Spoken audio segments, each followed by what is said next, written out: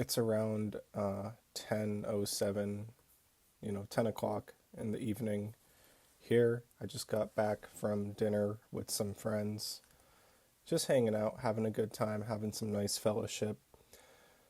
And tomorrow's Friday, and I'm looking forward to the weekend, looking forward to having some time to, myself, being able to enjoy myself, maybe hang out with some buddies, work on my car a little bit. We'll see what the weekend brings. I definitely need to wash my car. I went to went somewhere tonight, parked under a tree that had a lot of bird poop, and that resulted in a lot of bird poop on my car. So may end up washing it. Definitely will end up washing it. It's just if I'll do it tomorrow on Friday or if I'll do it on Saturday or Sunday. Recording this in the evening, I'm going to have it published on Friday because I don't know if I'll have time to sit down and record a video on Friday. I want to talk about work, kind of going into the whole thing of the weekend, right? I really enjoy my weekends now. I do work 6 days a week, but the sixth day, so I work Monday through Saturday.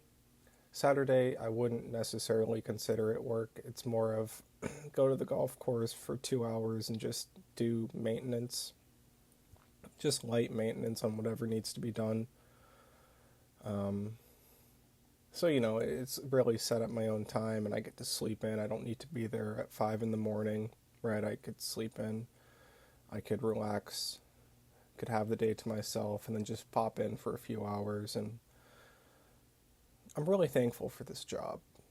You know, during my interview for this job, I told my boss that I have no prior maintenance experience. I told them that I have no prior experience doing anything as it pertains to groundskeeping, greenskeeping, anything of that sort. But he still saw something in me and hired me and invested time and money and energy into me to grow me and to develop me into the worker that I am today. I didn't always have this appreciation for work. I worked throughout my drinking career too. I worked at a sandwich shop for quite a few years, and I had no respect for my coworkers. I had no respect for my bosses. I had no respect for the place of work, and as an extension, myself. I really think that. I think that respecting your work, it's my opinion, that if you respect yourself, you will respect the work that you do, no matter what that work is. And I believe that all work is honorable work. I do. But in my drinking, I was just so selfish and so self centered. I was never able to appreciate the opportunities I had been given. And even though I was working a customer service, food service, sandwich job, there was still opportunities to brighten customers' days, to have conversation with customers, to make the best food possible, to give the best service possible, and to put my best foot forward, which I did not do. I'm reminiscing on that job because a year ago today, I got fired from that job for showing up drunk. I had shown up drunk probably every day for the year prior to me getting fired, probably a year, if not maybe 10 months, close enough to a year. Every single shift that I work, I had drinks beforehand. And I just, near the end of it, if I worked an 8 hour shift, normally it was like 4 hour shifts, right? Just closing. I think it was like 5 to 9 p.m. and then maybe 9:30 at the latest for closing, right? So 4.5 hour shifts or so. But if I worked an 8 hour shift and had a 30-minute break, there was a liquor store nearby, and I would go and I would buy drinks on that break. You know, just absolute disrespect for the job and absolute disregard for my safety. I was working with a deli slicer. I was working with a grill top with knives, using knives around other people too. And like, I'm not going to sit here and say I could have killed someone because I don't think that would have happened, but I certainly could have cut my hand. I certainly could have hurt myself. I think myself more than others. I was a hazard to myself.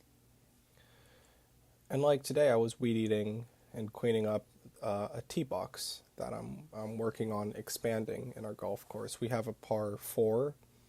One hole of ours is a par four, and I'm working to make it a par five. So this tee box, it's a very long tee box, but the back half is just unkept, and I'm trying to extend the cart path and just maintain that area, you know. So I was weed eating that area, and there was a lot of sticks and things that were flying out, and it just reminded me, like, this job as well has its own hazards and dangers, more so than the sandwich shop. I would say I'm working with chainsaws. I'm working with heavy machinery at times. I was able to use an excavator actually not too long ago. That was fun.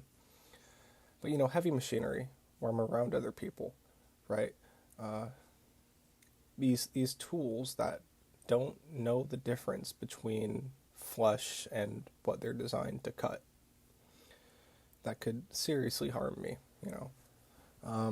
Gosh, just the other day, like, I was parking my utility cart in the garage and just randomly the brake line snapped.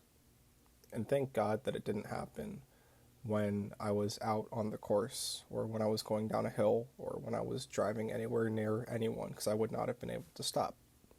Fortunately, it happened in the garage. You know, that was God watching over me. But it's just simple things like that, you know, that I'm just like, man, it is important for me to show up sober to this job. You know, after I had gotten fired from that sandwich spot, I went the summer just working odd jobs. And I was probably making, on the high end, maybe $800 a month, which for someone who really only bought alcohol, that wasn't too bad. I wasn't doing too bad for myself. But it certainly was not my fullest potential. And around August, I had gotten another job working as a line cook. I was basically out eating, and it was like one of the rare days where I hadn't really drinking yet, and I just ran into someone. He was asking me about the food. He was wearing this t-shirt from a restaurant that had been under construction nearby, so I was asking him about it, and we were talking about the food we were eating, and I had said, you know, oh, you know, I have some line cook experience, and yada, yada, yada, and came in for an interview and got hired. The next day, I started working there.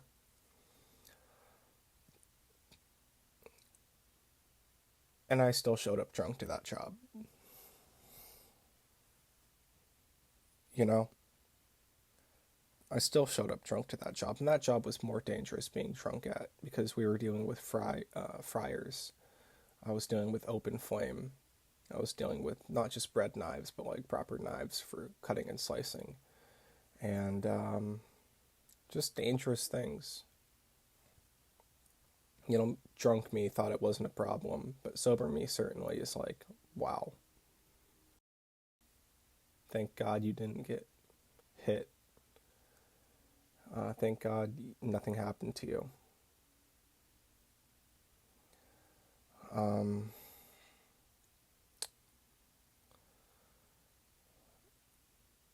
they had found out that I had been showing up drunk and basically asked me one day, and I told them the truth, and they gave me another chance. And I didn't take advantage of that chance. I maybe stayed sober for a few days on my own willpower, and then went back to drinking. And I was only working there for 2.5 weeks.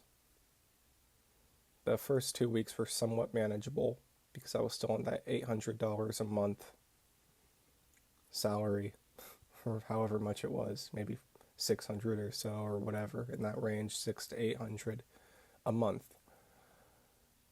And then all of a sudden I got paid, and it was like $1,100 just hit my account for 2 weeks of work, and I just went crazy. I went crazy, off the deep end, and pretty much immediately showed up to work intoxicated, tried to play it off, and got fired. was sent home, and then, a few days later came in and turned in my uniform and everything. And I remember one of the managers who was talking to me, him and I had gotten a little bit close during my time there. And I reached out to him and I spoke to him not too long ago, just updating him about where I'm at. He was happy to hear it. But he was messaging me after I'd been sent home and between the time of like the owners making the decision of what to do with me.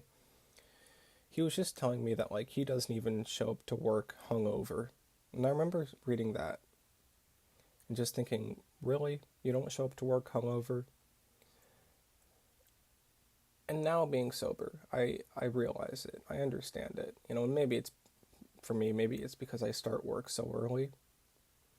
Maybe it's because, mainly because I start work so early. Maybe it's because of all the things that I'm working around. But even now, I wouldn't even see myself showing up. Like, it'd be hard for me to picture that, showing up to work hungover.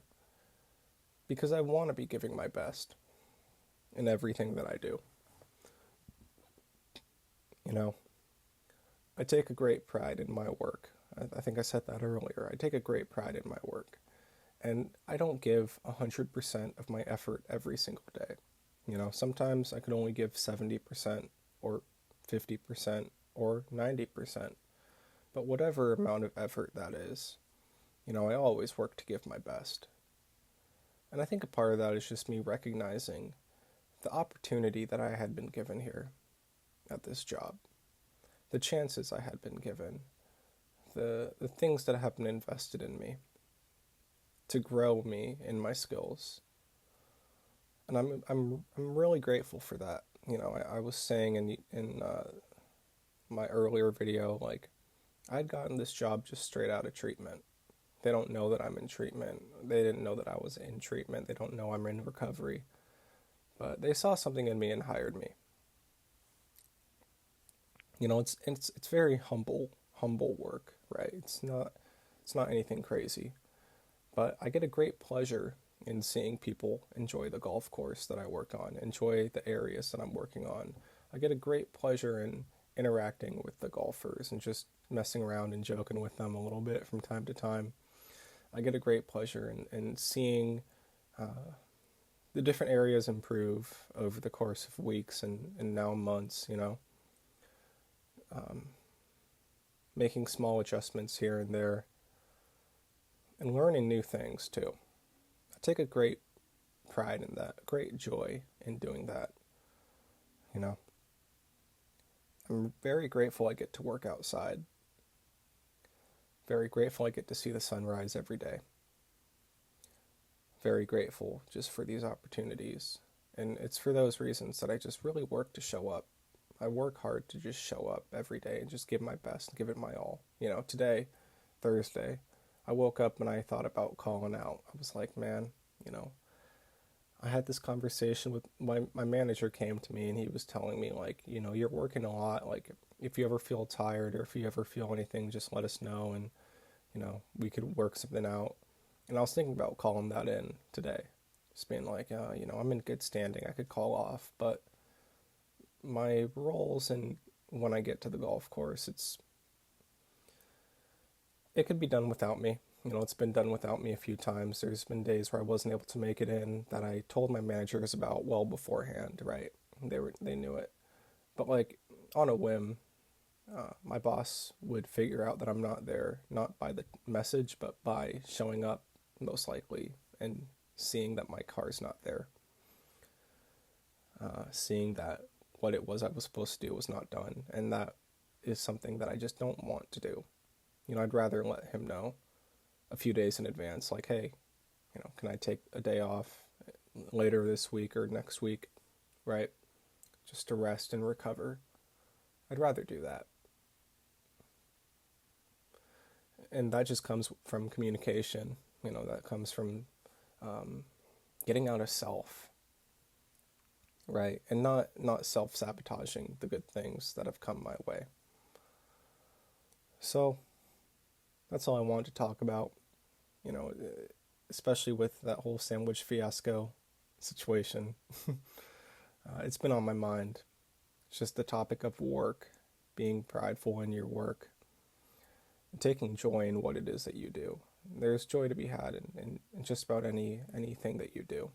People benefit from your work. So that's all I have. Hope you guys have a great day, and bye bye.